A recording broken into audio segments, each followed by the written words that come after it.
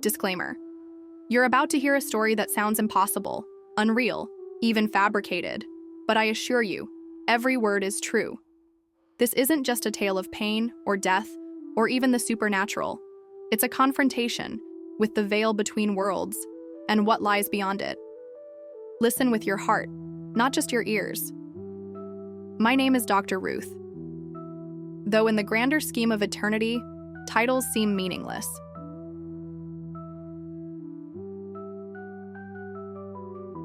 Out here, just outside Chicago, where cornfields cradle silence and our family life appears unremarkable, you wouldn't guess the shadows I've walked through, or the light I've glimpsed behind them.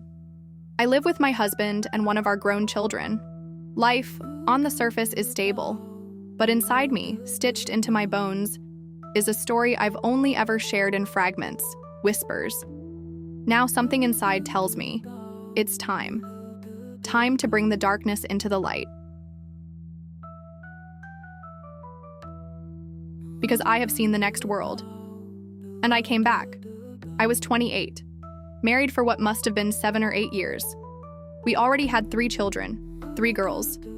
And then came the 4th, a boy. 4 children in 5.5 years. The labor was a blur, sudden, violent in its swiftness, but I knew I wasn't alone. A woman stood there, blue denim dress to her knees, white blouse beneath, a red belt cinched her waist. Her eyes met mine, calm yet eternal. She whispered, "Ruth, only push once. Your family needs you. You will be going home." My doctor urged me to keep pushing. My husband looked at me like I'd lost my mind. "What lady?" he asked. They didn't see her. I did. She stood beneath the television, radiating serenity. I obeyed. I pushed once. My son was born. They saw nothing. I saw everything. 3 weeks passed. My migraines, lifelong tormentors, morphed into something demonic. One day, I found myself walking, almost against my will, straight into the office of a neurologist I'd never seen, Dr. Green. No appointment. Just arrived. "I had a dream I died," I told him. "And I told my husband to blame you. Something is wrong inside my brain." He blinked, stunned. "We had a cancellation for an MRI," he said slowly. "Let's start with some oxygen therapy." The oxygen only made it worse. I remember thinking, this is it. This is the end. The MRI confirmed it. 2 aneurysms, one the size of a golf ball, another like a marble. I had just given birth, and now I was dying. It was a Thursday. They scrambled for solutions, called in specialists. No one wanted to open my skull, but the monster inside was too large. There was no other way. And then, I died. I remember the electricity of being shocked back to life. I remember floating above, staring down. 4 children. I have 4 children.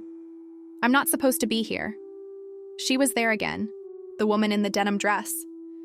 "Don't worry, Ruth," she said gently. "You're going to make it." Then, that sound, the sound of saw against bone. Grotesque, final. I shouldn't remember it. I was under, but I do. A resident's voice pierced the silence. "Hey, this is her skull. Will it still adhere?" I couldn't answer, but I heard them. I carry their work still, a jagged, bumpy line where they reattach the removed piece of me. Time distorted. Sometimes I was floating, sometimes I was with her. She asked me softly, "Do you want to see the children you lost?" I nodded.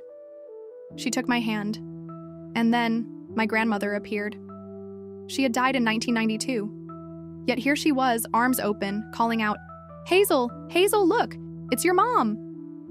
The children ran toward me. One was Hazel, one was Diana's twin, the one we'd lost. They ran freely, joyfully. My grandma ascended the hill, laughing, surrounded by divine light. "I'll take care of them until you come," she said.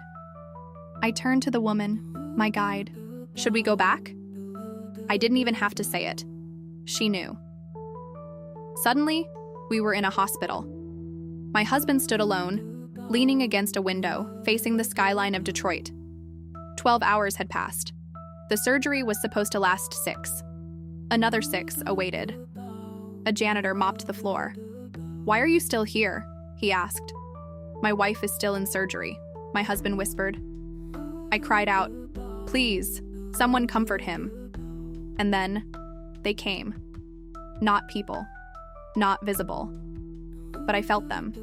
Angels. Wings unseen but deeply present. They embraced him. He leaned his head as if on a shoulder not there. They wiped away a single tear. That's when I knew. He's not alone. I can go now. Then came the brightness. Impossible colors. Blue where green should be. Yellow that sang. A hill. Music, not for ears, but for the soul. She pointed. And then a man approached. "I'm glad my writing inspired you," he said. My mind raced. "You're either Moses or Paul." He smiled. "I'm Paul." Then, beeping.